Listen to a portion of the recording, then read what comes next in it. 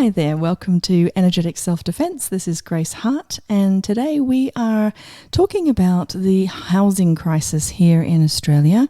I'm doing this extra podcast this week as I'm really feeling for all the people. There's a lot of suffering going on, there's a lot of heartache going on, and there's, people are throwing around all sorts of ideas and, a lot of discussions in government, etc. And there's some good things coming out of it. However, really where I want to contribute or desire to contribute is through energetic self-defense.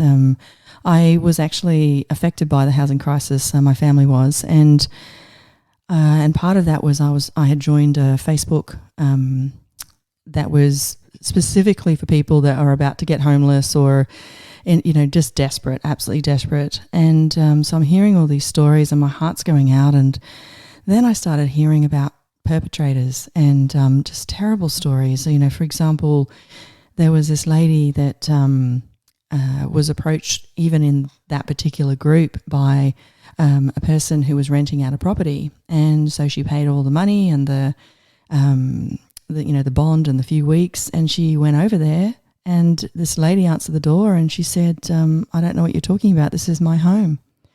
And so perpetrators, as I've always said, they focus on the vulnerable. They've got this sense, this superpower where they're able to perceive those that are vulnerable, and that can be taken advantage of.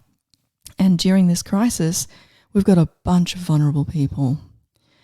And then I heard another story, and where this lady, there was an ad for a rental home, and she was aware. She had awareness that there were perpetrators out there, and people were, using this as a way to rip people off financially by, bogus rents. And so she had that awareness.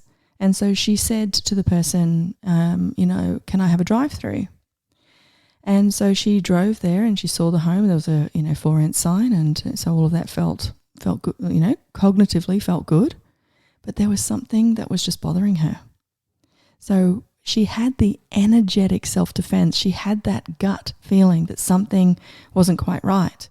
But because she was vulnerable, because she thought she had done due diligence, she was like, gosh, this looks like it could be mine, and I'm desperate. We're going to be out of a home in a couple of weeks.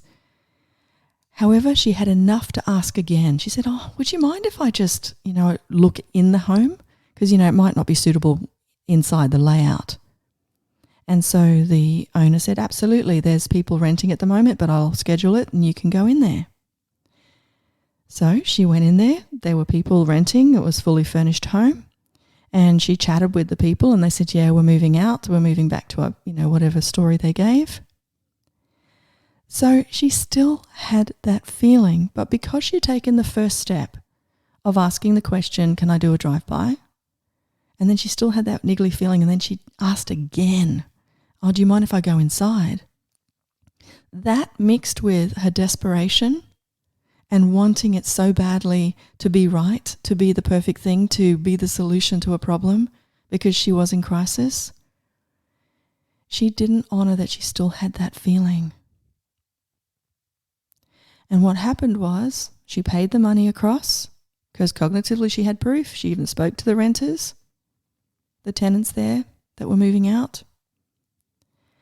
And so she organised her moving van and all of that sort of stuff, and she gets there on the day and it's a completely empty house and everything's locked up and no one's responding to her phone calls or anything.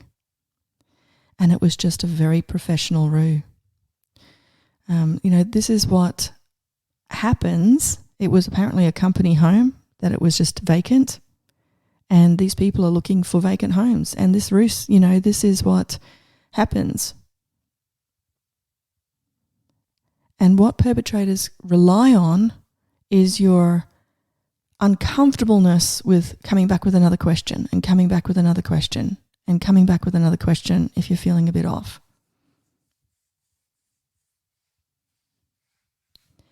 So if you're willing to just pay attention to a few things. So the first thing I want to talk about is if you are looking at renting or, from a private person or renting as far as sharing accommodation, you're moving in with some people you don't know, please get to the center of your flower where you are connected with your beingness, your awareness. Because the gut feeling, that intuitive feeling, doesn't lie. And even if you get cognitive proof, don't let that sway you. You know, isn't that what we do? You know, say there's a job that's been offered and it's, you know, great location and brilliant pricing, but you just got that feeling. But you let yourself be swayed by, well, I haven't got a job at the moment and I need the money and, you know, this has come and it's good money and it's close to me and it's work I can do. And we start to fight for the rightness of our point of view instead of looking at what is actually going on and what is actually going to get created. So this lady, understandably, was fighting for the rightness of her point of view, that this is the home. Thank God it's shown up. Here it is. And so she's looking for anything that will match that point of view. And she did have doubts, but even in her asking, she's asking to be right. She's asking to be shown that this is the right home. She's asking to be shown that this isn't a ruse. Instead of actually going, what is this? What is this weird feeling I've got? And asking questions like, if I chose to move here, what's it going to create? And if she was willing to ask that question and pay attention to the energetic response, not the cognitive one saying, you know, it's right, it's good location, I'm desperate, we got to be out in 2 weeks, you know, I'm responsible for getting a roof over my head for my family. To actually ask the question, if I choose this home or choose this person to share with, what will it create? And I can guarantee if she did that, she would have got the same sinking feeling that she had that made her ask those 2 questions. But we get blindsided because we want it to be okay. We want to see possibilities. We want to see that this is, you know, our salvation. This is the magic genie. This is what's going to get me out. This is the perfect job, or this is the, you know, instead of going into conclusion can look like, well, I've asked them 2 questions and there's the proof that it's a legitimate rental. That's asking from a conclusion because you want to be right. You want it to be okay. So get the energetic difference. There's energetic self-defense that says, okay, I've got this weird feeling. And even though I've got the cognitive information that it's all looking good, I cannot deny I still have this gut feeling. And even though I'm scared, and even though there's 2 weeks left, I'm not going to do this. I'm not going to choose something that has a wonk to it, that has a weirdness to it, even if it looks great. You know, I saw an interview with the lady who managed to get away from Ted Bundy. She had the feeling. She had the knowing. However, what happened for her was, oh, he looks nice. Oh, it's going to save me a trip. You know, waiting for the bus, or the bus isn't coming, or I'm going to have to find another thing. It's cold. These are all conclusions to go to the rightness of the point of view that it's okay to get in the car with that person. But if that moment, rather than her getting distracted by all those energies, to actually step back and say, hang on a minute, if I get in this car, what is it going to create? And look for the energetic answer. With energetic self-defense, it's never about the words that people are saying. It's about the energetic congruency. How many times have people said, oh yeah, no problem, but you know that they're not going to be able to do it? For example, in a work situation, hey, can you get this done by this deadline? Yeah, no worries. But is the energy saying no worries? If you're hiring someone and you say, is it fun for you to do this? And they go, oh yeah. But the energy's going, hell no. So where I'm steering you to is energy is the first language, and it's connected to our all-knowing gut.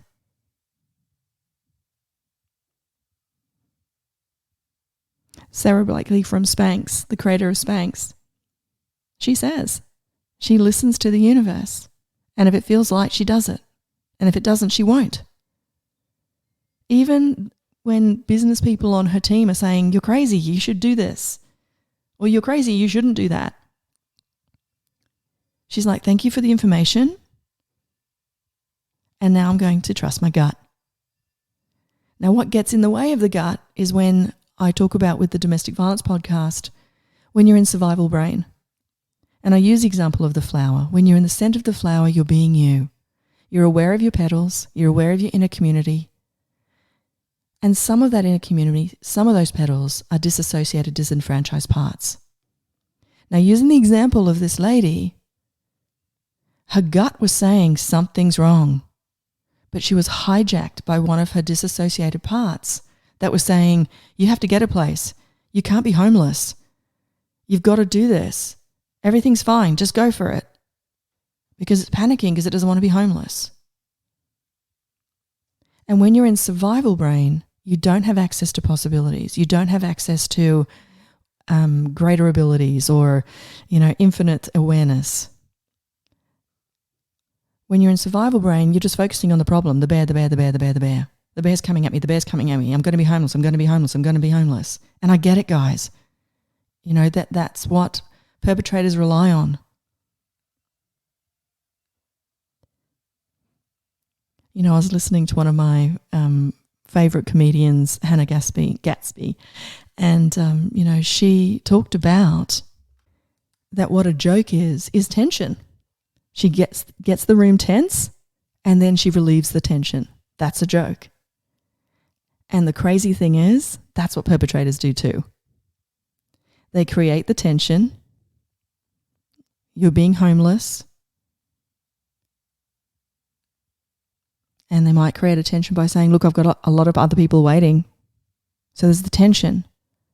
And then you'll naturally want to go to the release, which is you signing the contract or saying yes to that date. So please, now more than ever, guys, pay attention to your gut. Pay attention to what you can generate and create. And it is tricky when you've been hijacked by that part of you, that one of the petals. However, just keep breathing, keep coming back to your gut and that innate trust. And when you're connected to your gut, you can have the awareness, okay, I've only got 2 weeks left. It's getting pretty tight. However, I've got the awareness that even though this looks good, no, there's something not right. And then because you're not in survival brain or being hijacked by that part, you're able to look at, okay, what can I choose? Whether it's contacting a member of parliament, whether it's, chatting to someone, whether it's putting a post on Facebook saying, this is my situation. When you're coming from your gut, when you're coming from that center of the flower, that's when you are energetically aware. And that's that energetic self-defense. It's going to protect you. But if you hop off on a petal that's disassociated, in that moment, you are vulnerable. Now, the other aspect of what's going on is that there's some beautiful people that are opening up their homes. And I know that when I was going through school, we did billeting, and it was just such a lovely thing to be involved with another family, for another family to open up the home.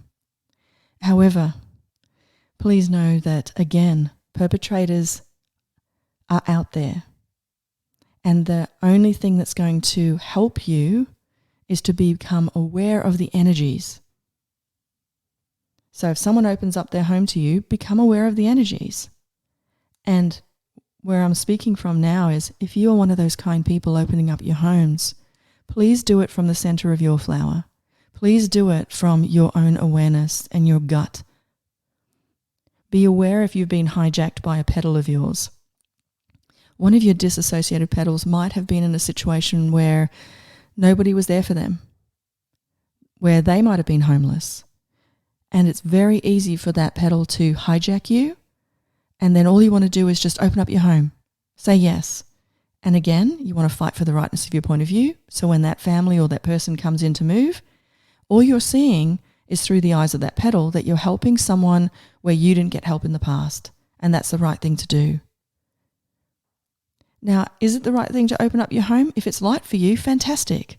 However, please be energetically aware. Have the energetic self-defense to look at, yes, even though they're desperate, and yes, even though I want to so badly say yes to them, I have the right to say no, even if it makes them uncomfortable, even if it makes them break down. And what I am encouraging you is get all that information energetically before you even contact them. It's actually a lie that you need to speak to somebody to get energetically where they're from. Check out their Facebook page. And if you're good with energies, then you can actually perceive, wow, if I let these people into my home, what's it going to generate and create? And if you feel like the air's come out, or it's gone dense, or you feel kind of sinking feeling, no matter how much your heart opens and you want so much to help them, please don't. And it might not be that there's something negative. It just might be that they're meant to choose something different. They're meant to go somewhere else that's going to actually increase their creation for their life. We never know the full story unless we're willing to expand out so far and get the energetic communication. And the best way to get that is truly being the center of the flower, being aware if your petals have hijacked you or want to. And one of the things that I teach in the domestic violence podcast is, let's say you've got a petal that really wants to help. Please get that that's a petal. It's not you, as in not the center of the flower. It is an experience that's happened in the past that's been traumatic, and that petal has remembered it. And it thinks it's helping you by hijacking you. And so if you realize, okay, let me come from the center of the petal, you'll get to that space and place where you can say to yourself, okay, I have a petal. In other words, I have a part of me that really wants to help this family. However, I now know that I have a really good gut. And when I tune into that gut, I know it's not going to generate and create to say yes to them. That's the world I see, not based on fighting for the rightness of your point of view or doing something because it's right or not doing something because it's wrong. Rather, what I see as a world is choosing and generating, creating from choice, and what that choice is going to generate and create for everybody, being in that awareness. And as I said, I keep going to, if there's a lightness to it, then that's going to generate and create. If there's a spaciousness to it. And it doesn't have to be this screaming goosebumps and wow feeling. You know, one of the examples I give is your name. If you say, you know, Grace is my name, there's a space around it. There's no contraction, there's no wonk, there's no Grace is my name, that's my name. There's just this space. There's a tree, it's just this space.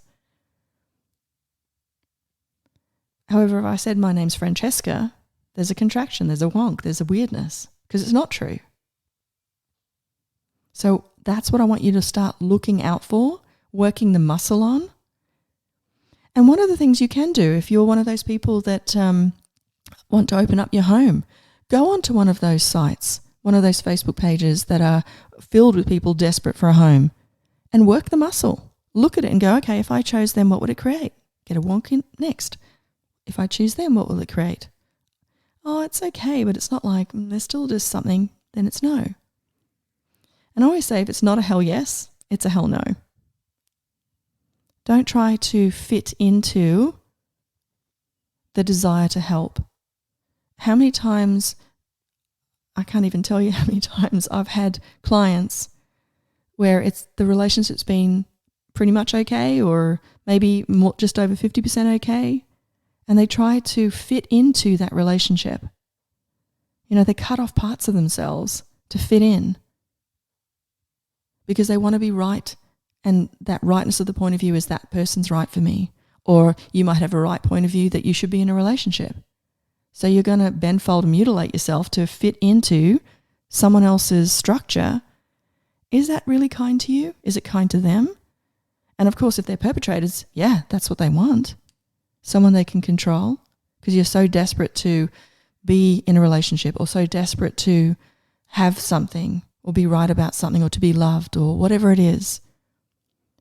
So please get, especially during this housing crisis, no matter where you fit into the spectrum. And likewise, I've got a dear friend who has such an amazing awareness with options, possibilities during this time. And she's always checking in. Should I send this article in? Should I make this phone call? Can I contribute to this? Rather than assuming, oh, I'm good at this. Yep, I can do that.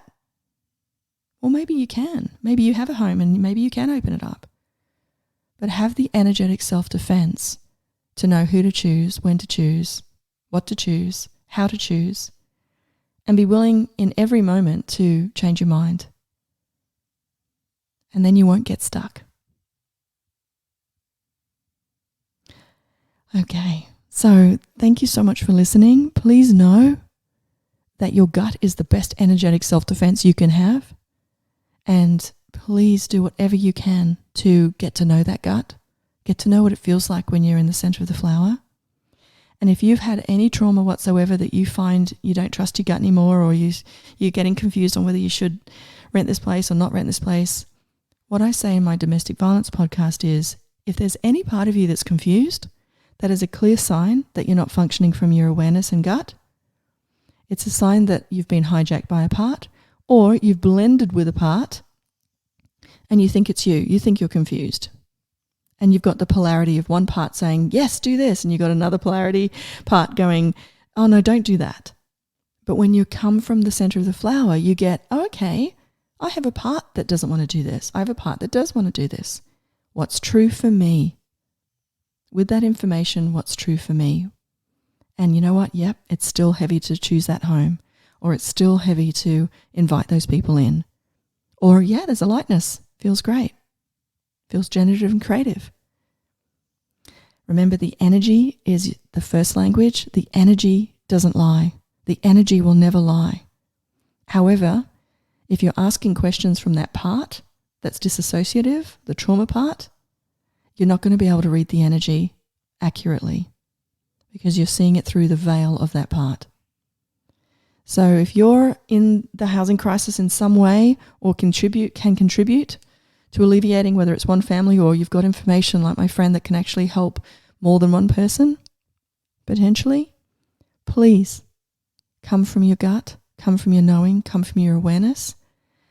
And rather than the cognition, ask, energetically, if I choose this, what's going to show up? And be aware to receive the information, even though you might be seeing something completely different, like that lady. You might be seeing proof that everything's fine. Your gut has a vantage point that is so vast, so knowing, so great and aware. And that's what you need to listen to and tune into. More so than anything else. Especially when you're going through a hard time. And for those that are hurting right now, please know there's a really good chance that you're in trauma brain. If you've got any anxiety and stress with this, there's a good chance that you're functioning from disassociation or dissociative parts or disenfranchised parts, and you think it's you. And if that's the case, please become trauma aware. I've got a domestic violence podcast. You're welcome to listen to that. And depending on how much you have been traumatized during this housing crisis, please get help. Please speak to a trauma-informed specialist. I'm not a specialist. This is not advice. I'm just sharing what happened for me, and hopefully it can inspire you to choose for you. So speak to whoever you need to speak to. You're not alone. Please don't fall into the vulnerability trap so these perpetrators can hook you in. The beautiful thing is that when you are energetically aware, perpetrators don't like that. when you have an energetic self-defense, perpetrators can smell that out as well as, and as brilliant as they can smell out potential victims. So these podcasts are an invitation for you to know that you can change the energy and change your life. And what I'm also excited about is that when you're energetically aware, you can actually bring miracles into your life, joy, enthusiasm, happiness, and thrive. And that's the world I see. Okay, take care, and I'll catch you next week. Bye.